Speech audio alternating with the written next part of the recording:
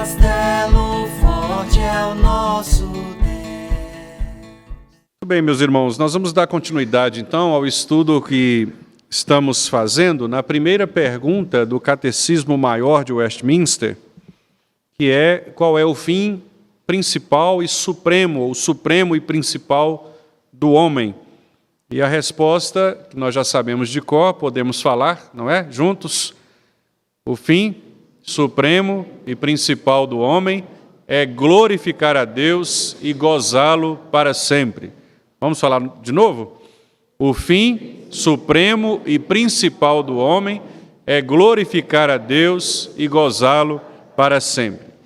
Nós vamos, antes de iniciarmos o estudo propriamente, eu gostaria que os irmãos abrissem as Bíblias no Salmo 86. E nós vamos fazer a leitura do versículo 8 ao versículo 13. E eu gostaria de deixar este trecho da palavra de Deus como base para a nossa exposição de agora à noite. Salmo 86 é uma oração do rei Davi, e no meio desta oração ele então faz uma declaração de reconhecimento da soberania e do cuidado de Deus. Conforme nós tratamos na semana passada, meus irmãos, glorificar a Deus envolve pelo menos 4 aspectos. Nós falamos isto na semana passada, no estudo anterior. O primeiro aspecto do que é glorificar a Deus é apreciar o Senhor. E apreciar significa encantar-se com as maravilhas do nosso Deus, com aquilo que Ele é e com aquilo que Ele faz. É, de fato, aquele estado de contemplação que todos nós temos diante de algo que nos chama a atenção. Então, se você está passando, por exemplo, numa cidade que você não conhece, e de repente você se depara com uma praça muito bonita, ou com um prédio diferente que você ainda não tinha visto daquele igual, ou você está em contato com a natureza e de repente você vê ali aquela paisagem que encanta os seus olhos, geralmente nessas situações nós nos paramos, nós às vezes ficamos boquiabertos diante do esplendor daquela novidade. Então, apreciar o Senhor significa contemplar de uma maneira, de fato, estrondosa aquilo que o Senhor é e aquilo que Ele faz. Então, é o reconhecimento no nosso coração das obras e do ser de Deus. O segundo aspecto que nós vimos do que é glorificar a Deus é adorar o Senhor, é a adoração. Depois que você para e se encanta com as obras de Deus, quando você aprecia quem Deus é e o que Ele faz, então você o adora. É uma atitude como consequência de alguém que se espanta diante da beleza e da grandeza desse Senhor. Então você entende quem Deus é, você olha para essa grandeza estonteante e então você adora essa grandeza, né? Exatamente como fez o apóstolo João, lá na ilha de Pátimos, quando Cristo apareceu para ele e diante daquele brilho, daquele esplendor, João diz que ele caiu no chão como morto, diante desta grandiosidade que foi o nosso Senhor Jesus Cristo aparecendo a ele. Do mesmo modo, fez o profeta Isaías, quando estando no templo, e de repente a glória do Senhor encheu aquele lugar. Isaías, do mesmo modo, extasiado, ele encantado com a presença sublime do Senhor, ele então reconheceu quem ele era, sua limitação, seu pecado, e então engrandeceu ao Senhor. Portanto, depois que nós apreciamos o ser de Deus, nós sujeitar-se ao seu governo. O nosso Deus é rei de toda a terra. Ele é o governador. Portanto, ele tem o seu reino. e ele tem os seus súditos, aqueles que apreciam o ser de Deus e as suas obras, que adoram a Deus pelo que Ele é e pelo que Ele faz, que entregam os seus afetos, todo o seu coração para esse Deus, também se sujeitam a Ele. Então, 4 aspectos que nós vimos: a apreciação, a adoração, a afeição e sujeição. Os 4 aspectos que resumem o que é glorificar o Senhor. E hoje, meus irmãos, nós vamos trabalhar um segundo ponto desta pergunta, que é por que devemos glorificar a Deus. E é por isso, então, que eu trouxe aqui esse texto. E eu gostaria, então, de lê-lo com os irmãos do Salmo 86, versículos 8 a 13, para que os irmãos possam, ouvindo esta oração do rei Davi, entenderem um pouco mais, por meio da expressão de um servo de Deus, o que significa de fato reconhecer quem Deus é, apreciando as suas obras, adorando o seu ser, tendo afeto no seu coração por Ele e também se sujeitando ao seu governo. Vamos ler este texto. Vamos ler juntos, meus irmãos? Salmo 86, de 8 a 13. Leiamos. Não há entre os deuses semelhante a ti, Senhor, e nada existe que se compare às tuas obras. Todas as nações que fizeste virão, prostrar-se-ão diante de ti, Senhor, e glorificarão o teu nome, pois tu és grande e operas maravilhas. Só tu és Deus. Ensina-me, Senhor, o teu caminho e andarei na tua verdade. Dispõe-me o coração para só temer o teu nome. Dar-te-ei graças, Senhor, Deus meu, de todo o coração, e glorificarei para sempre o teu nome, pois grande é a tua misericórdia para comigo, e me livraste a alma do mais profundo poder da morte. Maravilhoso, não é, meus irmãos? Percebam como que o rei Davi, aqui encantado pela grandiosidade do nosso Senhor, ele faz exatamente este percurso de apreciar o Senhor, quando ele diz: não há entre os deuses semelhante a ti, Senhor. Depois o versículo 10, tu és grande, operas maravilhas, só tu és Deus. Ele adora o Senhor também, quando ele, no versículo 9 e no versículo 12, aponta para a glorificação do nome de Deus.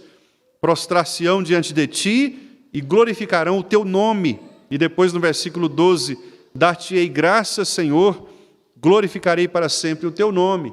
Ele demonstra também, meus irmãos, que os seus afetos estão inclinados para o Senhor. Observem que ele diz, no versículo 12, dar-te-ei graças de todo o coração.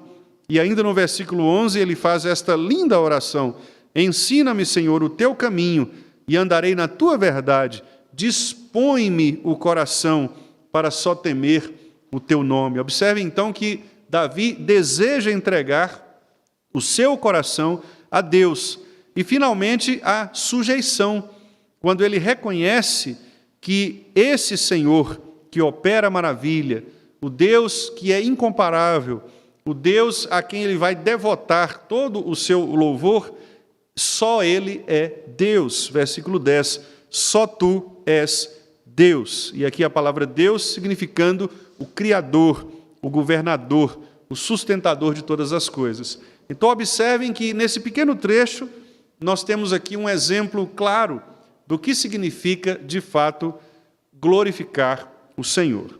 E hoje, meus irmãos, como eu disse então, nós abordaremos 5 aspectos do porquê devemos glorificar a Deus. Por que devemos glorificar a Deus? Então, semana passada, o que é glorificar a Deus? Hoje, por que devemos glorificar a Deus? E eu vou, então, novamente seguir aqui a exposição que é feita pelo Thomas Watson em seu livro, quando ele faz o estudo desta pergunta do catecismo. E ele então expõe 5 razões por que devemos glorificar a Deus. E a primeira razão por que nós devemos glorificar a Deus, temos aí a projeção, Caio? Isso, muito obrigado. Esta, irmãos, é a primeira razão por que devemos glorificar a Deus. Vamos ler juntos? Porque Deus é o doador de nossa vida. Mais uma vez, porque Deus é o doador de nossa vida. Vamos abrir neste texto que está indicado aí, que é o Salmo 100,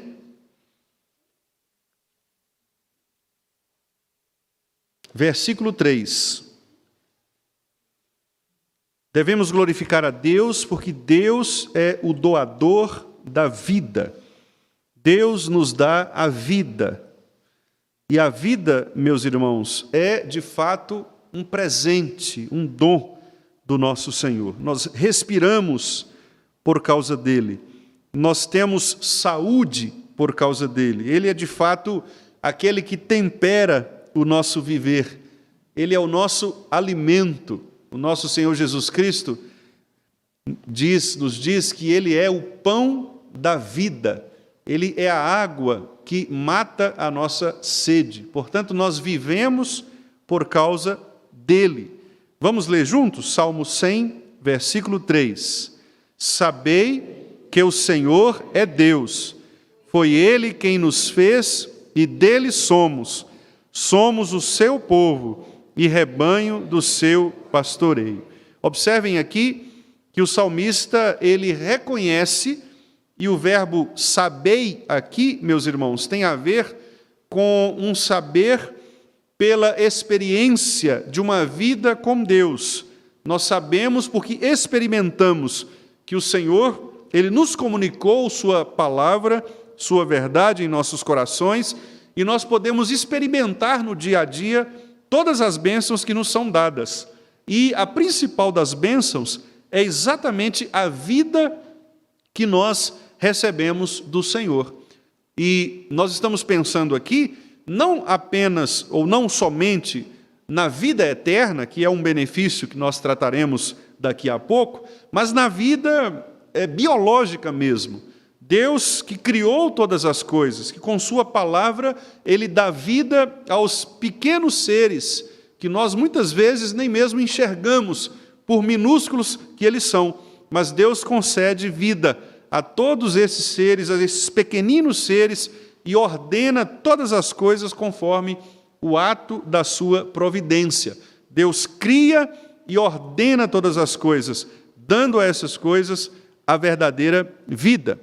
E nós podemos aqui citar outro texto, quero convidar os irmãos para abrirem agora em Atos, no capítulo 17, o famoso discurso que o apóstolo Paulo faz diante daqueles filósofos atenienses.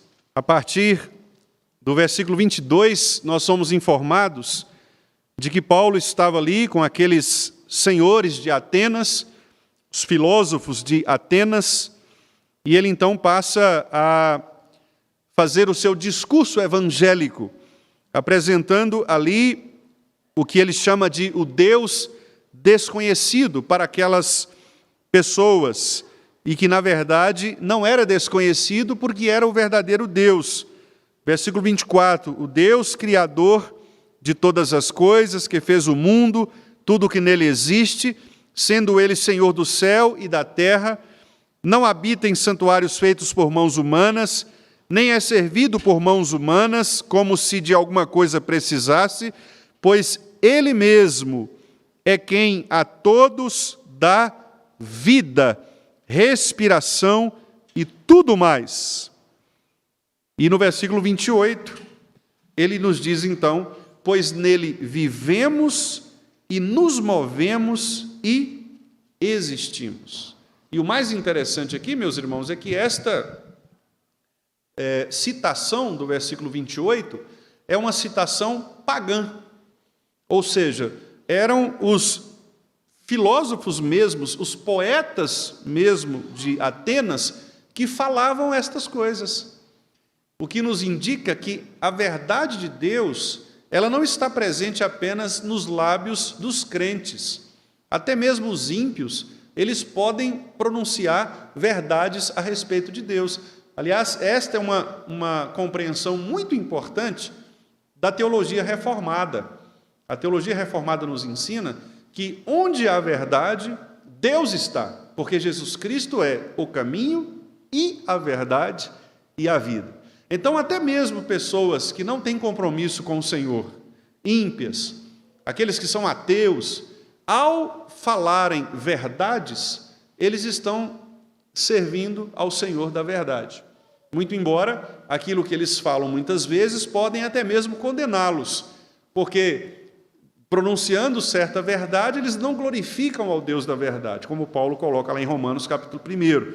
Mas o fato aqui é que Paulo chama a atenção para o fato de que eles mesmos, aqueles poetas atenienses, eles mesmos sabiam que Deus é quem dá vida, Deus é quem dá existência.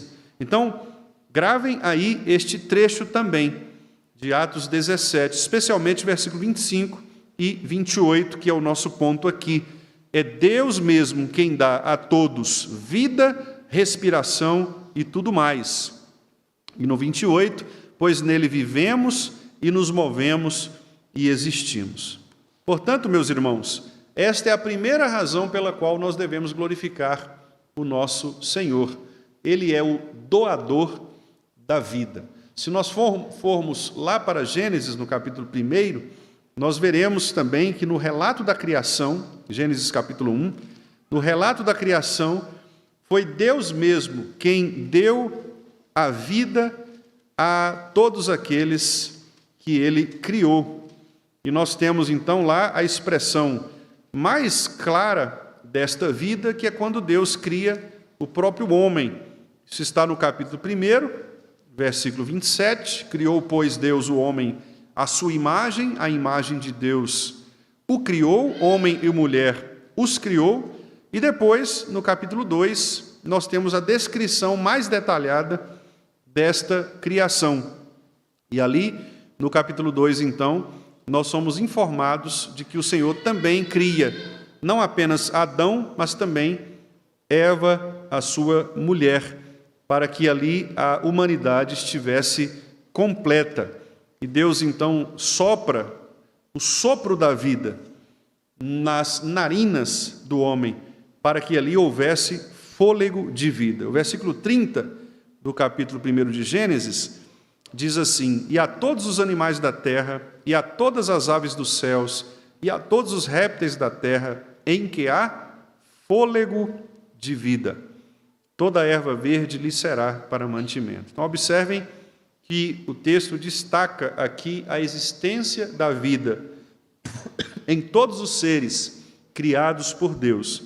Portanto, meus irmãos, esta é a primeira razão que nós aprendemos aqui, da razão pela qual nós devemos glorificar a Deus. Ele é o doador de nossa vida. A segunda razão, pode colocar, Caio, por favor?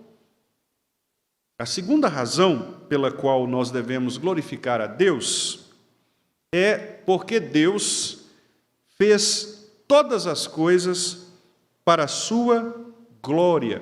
Deus fez todas as coisas para a sua glória. Vamos ler juntos, irmãos? Porque Deus fez todas as coisas para a sua glória. Vamos abrir esse texto de Provérbios, capítulo 16, versículo 4. Esse é um texto que pode ser considerado por alguns como um texto controverso, mas é um texto que explica bastante acerca da glória do Senhor. Aliás, todo esse capítulo de Provérbios, ele revela este tipo de tema. É Deus quem conduz todas as coisas para a sua glória, a começar, inclusive, dos planos dos homens, como está no versículo 1. O coração do homem pode fazer planos, mas a resposta certa dos lábios vem do Senhor. Todos os caminhos do homem são puros aos seus olhos, mas é o Senhor quem pesa o espírito. E aí o versículo 4. O Senhor e aqui é o Deus Yahvé, o Deus da aliança, fez todas as coisas, para determinados fins, e até o perverso para o dia da calamidade. Então, observe, meus irmãos, que este versículo aponta para o fato de que Deus faz cumprir o seu direito de ser, de fato, quem Ele é. Deus é o governador da história. Ele escreveu a história. Este é um outro tema muito caro para a teologia reformada também, porque a teologia reformada, ela afirma que Deus decretou todas as coisas, todas, inclusive os detalhes mais íntimos da nossa história. Não há nada que Deus não tenha decretado, nada. Por isso o texto bíblico diz que até mesmo um pardal, para cair morto, ele precisa ser ordenado por Deus. Deus decreta todas as coisas. Nós vamos aprender isto quando chegarmos nesse ponto das nossas confissões, quando tratarmos dos decretos de Deus. E ali nós veremos como que Deus constrói os seus decretos e como Ele faz cumprir os seus decretos, tanto na criação como nos atos da providência. Então nós ficamos inicialmente assustados pelo fato de que o texto diz que até mesmo o perverso, ele foi criado por Deus para aquele dia da perversidade. Então, nós nos lembramos de determinadas situações na história, quando pessoas, elas consideradas perversas, elas fazem absurdos. E nós perguntamos, como pode Deus, então, permitir que estas pessoas existam e façam o que de fato elas fizeram ou fazem? A resposta é muito simples, meus irmãos, porque Deus quer evidenciar, mesmo nestas pessoas, mesmo nestes ímpios, a sua glória. O fato de nós não entendermos as razões pelas quais Deus executa os seus planos, não tira de Deus o direito de ser quem Ele é, Deus. Ele tem o controle da história e Ele faz o que bem quer fazer nas vidas, tanto de pessoas individualmente, quanto de nações inteiras. E nós vamos ilustrar este ponto lendo no capítulo 14 de Êxodo. Os irmãos, por favor, abram lá, Êxodo capítulo 14, versículo 17. Moisés, os irmãos conhecem bastante a história, ele é chamado por Deus para ser o líder que vai libertar Israel da escravidão do Egito. E Deus, ele explica para Moisés tudo aquilo que ele haverá de fazer. Deus, ele é muitíssimo misericordioso, meus irmãos. Ele não deixa os seus líderes caminharem sem instrução. Aliás, nós estamos tratando também, do tema de eleição de oficiais, e um dos pontos que consola os nossos corações, nós que somos oficiais, que somos chamados por Deus para este ofício tão sagrado, é o fato de que Deus nos dirige. Deus não nos deixa sem instruções. Então, nenhum presbítero, seja ele docente, seja regente, ele pode dizer, olha, eu não sei o que fazer. Por quê? Porque Deus é um Deus que, na sua misericórdia, instrui aqueles que Ele chama. Este é um exemplo. Ele chama Moisés e não deixa Moisés sem instrução. Vejam, meus irmãos, versículos... Vamos ler do 15 ao 17. Êxodo 14, 15 a 17. No versículo 15 diz assim, disse o Senhor a Moisés, por que clamas a mim? Aqui foi naquele momento em que o povo estava diante do mar e o exército de Faraó vinha atrás, perseguindo. E Moisés, como todo líder humano, ele se viu pressionado pela multidão. E ele então clamou ao Senhor. Mas Deus já havia ordenado o que fazer. Então, por isso, a resposta de Deus. Por que você está orando? Eu costumo brincar que talvez seja este o único episódio na Bíblia em que Deus rejeita uma oração, no sentido de dizer, não precisa orar. Claro que é apenas uma brincadeira para dizer o seguinte, que Moisés, naquele momento, teria de agir. Não precisaria orar, porque ele já tinha a resposta de Deus. Isso acontece conosco.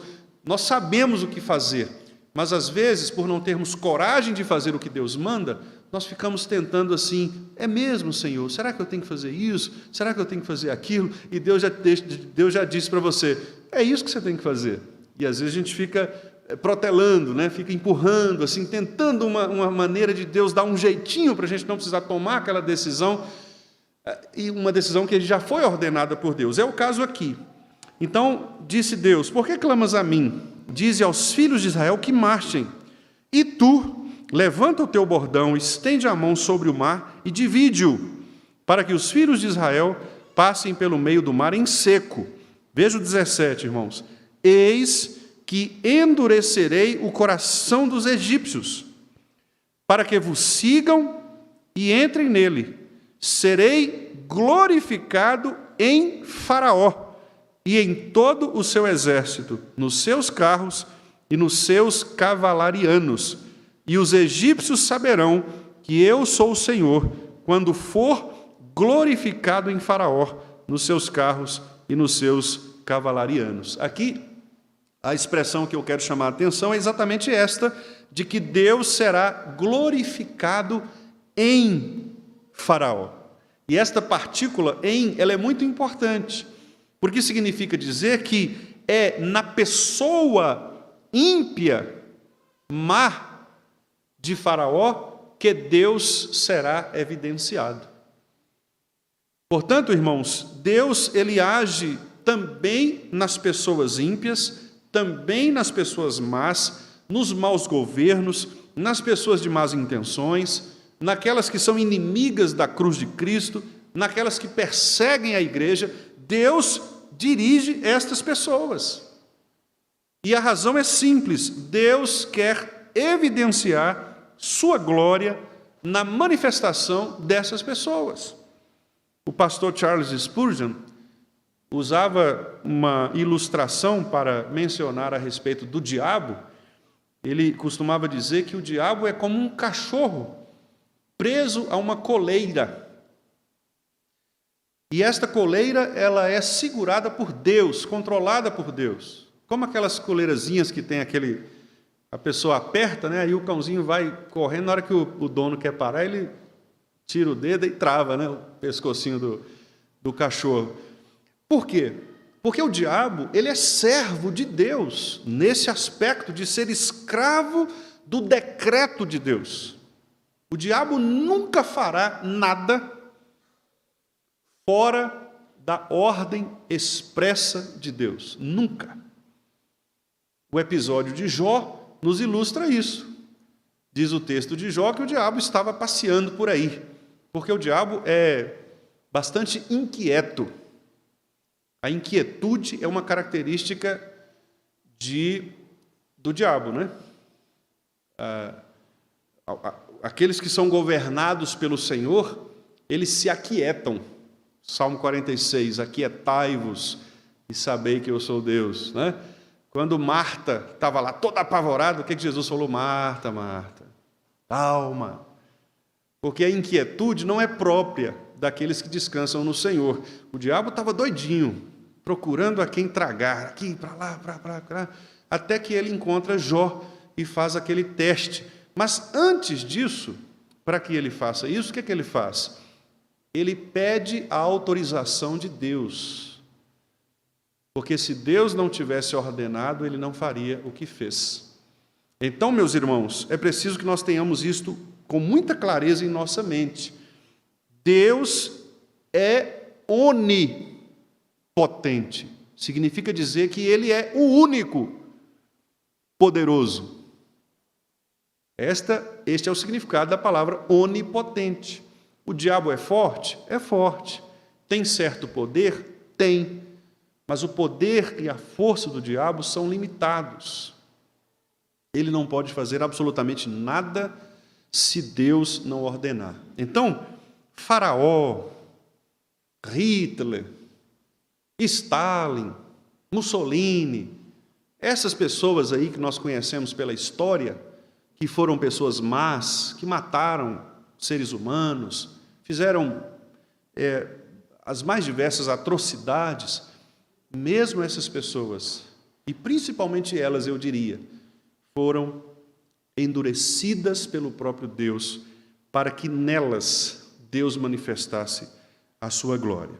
Vou ler só mais um texto, meus irmãos, Isaías 43, 21. Isaías 43, 21. Há muitos textos que nós poderíamos ler e citar. Eu estou escolhendo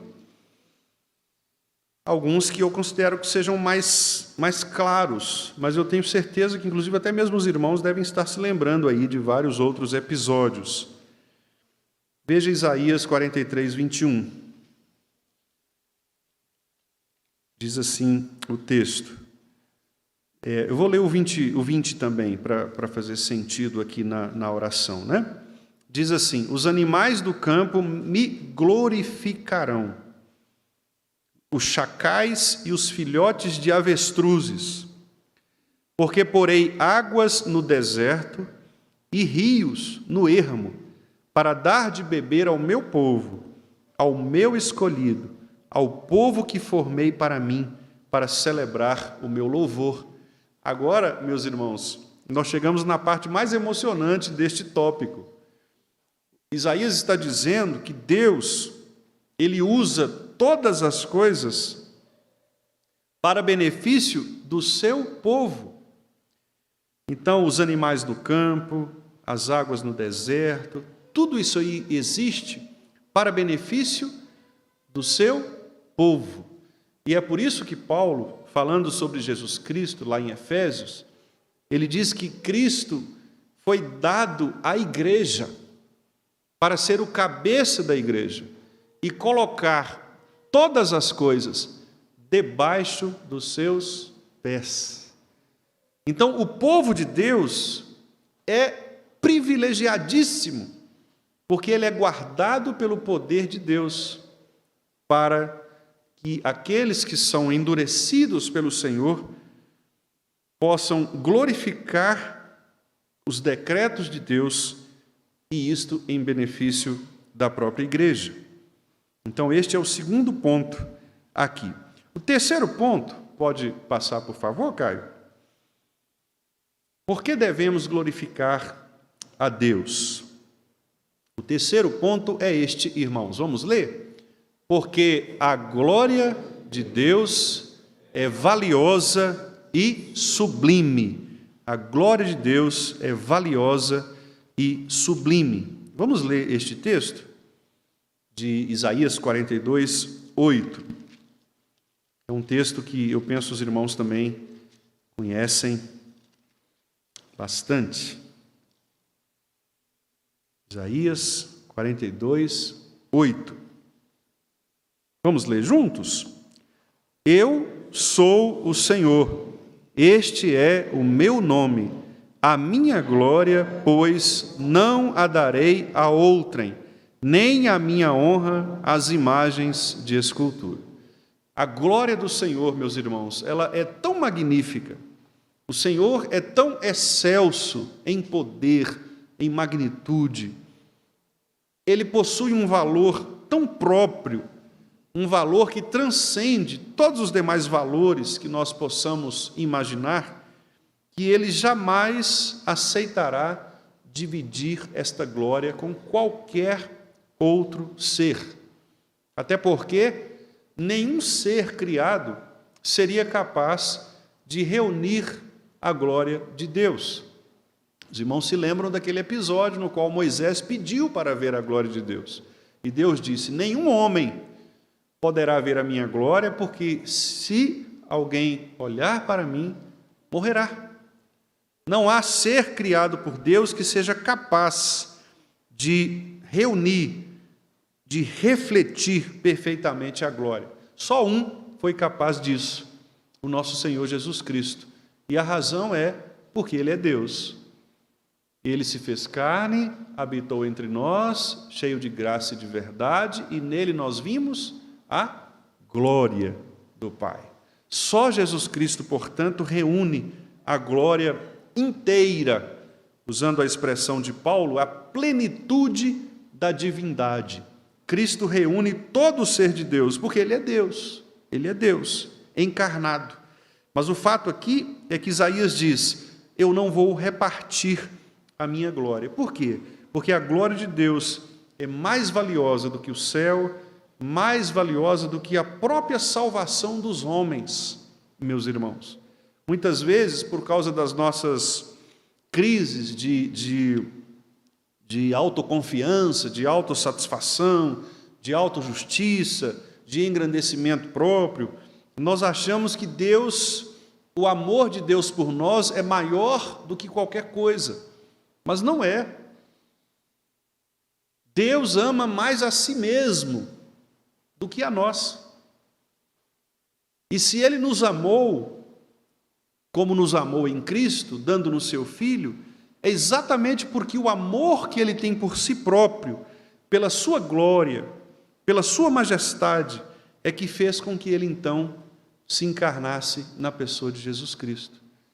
Tudo é para a glória de Deus. E quando nós entendemos isso, meus irmãos, nós glorificamos o Senhor pelo que Ele é. Porque Ele não precisava fazer absolutamente nada em favor de qualquer criatura. Ele não precisaria sequer ter criado o mundo. Ele era satisfeito em si mesmo, pleno em si mesmo. Em Deus não havia carência. Então, só o fato de Ele dizer, haja luz, naquele dia, no princípio de todas as coisas, ali já é uma manifestação de sua imensa graça. Deus não precisava se revelar. Ele se revela por amor à sua própria glória, para evidenciar aos homens e a toda a sua criação sua própria glória. E isto nos leva então ao quarto ponto. Por favor, Caio, o quarto ponto. Por que devemos glorificar a Deus? Em quarto lugar, porque todas as criaturas glorificam a Deus. Vamos ler juntos? Porque todas as criaturas glorificam a Deus. Salmo 19, que nós vimos no domingo. Vamos ler este versículo primeiro? Muitos sabem de cor, não é? Salmo 19, versículo 1.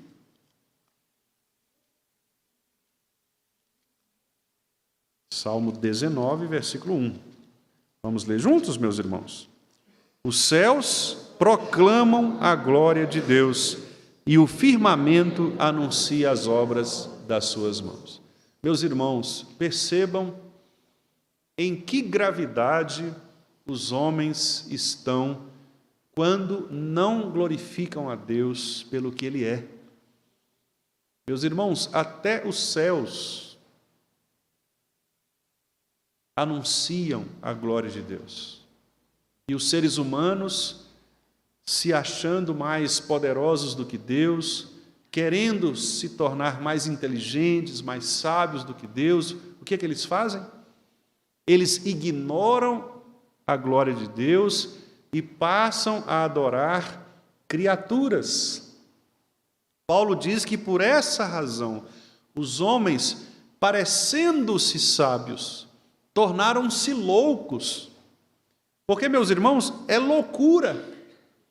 Se até mesmo seres irracionais são capazes de reconhecer que há um Deus. O salmista diz que os rios batem palmas. E esta é uma linguagem figurada para dizer que até mesmo o som das águas é uma espécie de um coral. A natureza faz uma orquestra para dignificar o Senhor. Os pássaros cantam, os rios fazem os seus barulhos, as cachoeiras conversam entre si. Daí aquele versículo que diz que um abismo declara outro abismo, chama um outro abismo. Algumas pessoas interpretam errado esse texto, aplicando isso a pecado, né? Um pecado leva ao outro, um abismo chama outro abismo. Não tem nada a ver com isso. O texto ali está falando de uma cachoeira que está na frente de outra cachoeira, e aí o barulho da cachoeira, que o termo do Salmo é uma palavrinha que pouca gente sabe o significado, que é o fragor das tuas catadupas. É difícil até de falar, né? Fragor é som, catadupa é cachoeira. Então, o texto está falando assim, no som da cachoeira, quando uma cachoeira faz o som, o barulho da água, a outra responde. É uma cachoeira de frente para a outra, as duas fazendo barulho. Imagine aí as cataratas do Iguaçu, né? Esses grandes cânions aí que existem pelo mundo, a água caindo e aquele barulho maravilhoso. Uma faz um barulho, a outra responde, uma faz, a outra responde. Isto mostra o louvor à glória de Deus. E os seres humanos fazem o quê? Querem ser deuses. E eles ignoram esta criação, quando até mesmo os seres proclamam a glória do Senhor. É por isso, meus irmãos, que no Salmo 14, se você voltar um pouquinho aí as suas folhas da Bíblia, veja o que diz o Salmo 14. O Salmo 14 diz que são os insensatos que declaram não haver Deus. Versículo 1. Diz o insensato no seu coração, não há Deus. E aí, quando ele diz que não há Deus, qual a consequência disso? Eles se tornam um pecador, corrompem-se e praticam abominação. Já não há quem faça o bem, porque a negação de Deus leva o homem à miséria. Paulo diz isso em Romanos capítulo 1. E por não terem conhecido Deus, por não declararem Deus como Senhor, Deus mesmo os entregou a uma condição reprovável.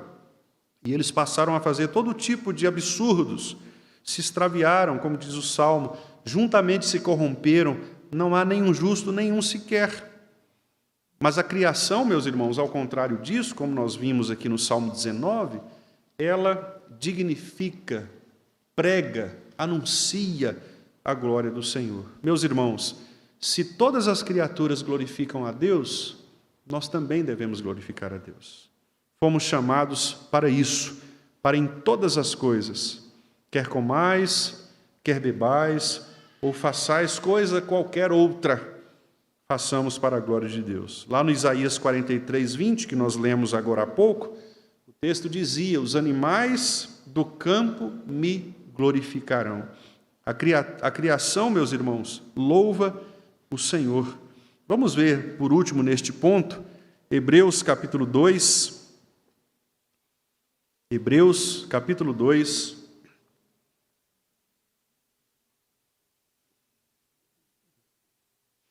Veja o que o texto diz a respeito do homem.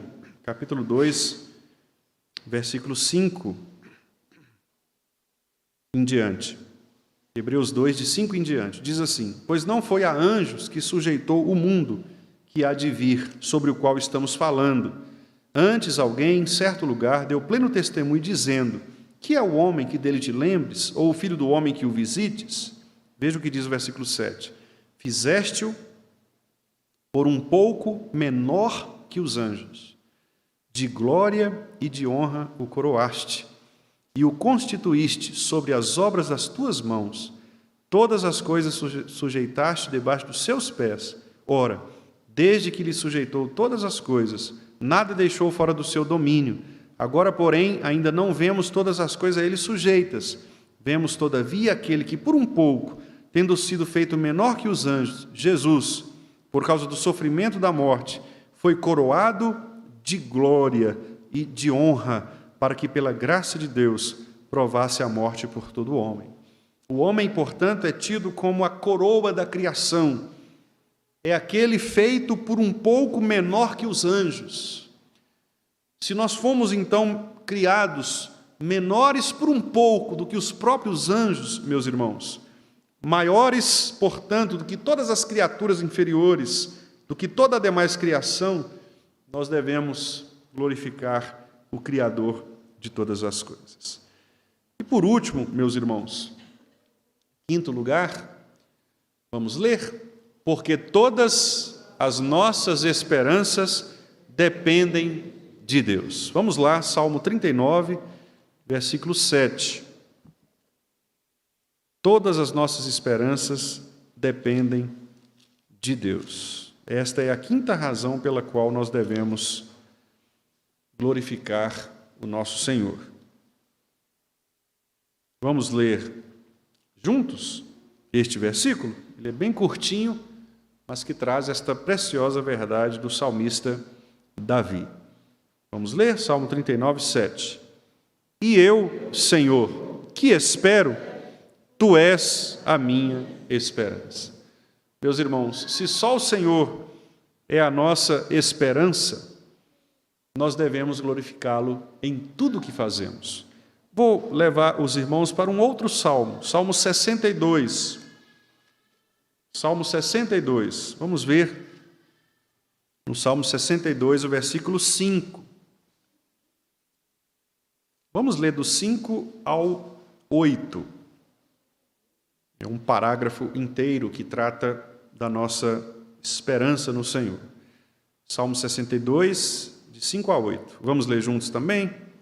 Somente em Deus, ó minha alma, espera silenciosa, porque dele vem a minha esperança. Só ele é a minha rocha e a minha salvação, e o meu alto refúgio. Não serei jamais abalado. De Deus dependem a minha salvação e a minha glória. Estão em Deus a minha forte rocha e o meu refúgio. Confiai nele, ó povo, em todo o tempo. Derramai perante ele o vosso coração. Deus é o nosso refúgio. Louvado seja o nosso Senhor, meus irmãos. Ele é a nossa esperança. Ele é a nossa esperança. Portanto, meus irmãos, nós devemos aprender como aquelas crianças, que são crianças ainda pequenas e que dependem da sua mãe para o seu alimento, que dependem do seu pai para o aconchego, para a proteção. Nós devemos também, como estas crianças, aprendermos a depender do nosso Senhor. Foi assim que Jesus Cristo nos ensinou. Se vocês não se tornarem como estas crianças, o que Jesus queria dizer ali? Queria dizer que Ele é o único que pode dar o alimento que uma mãe pode oferecer ao seu filho. O alimento que é insubstituível e que é suficiente. Uma criança cuja amamentação materna é uma amamentação correta, ela não precisa de outro alimento. Ela se sustenta ali. Nós também, como disse Pedro, devemos desejar ardentemente, como crianças de peito, como crianças recém-nascidas, o genuíno leite espiritual. E também Jesus Cristo usa a metáfora, a expressão de sua proteção. Ele é o nosso protetor, Ele é o nosso pastor.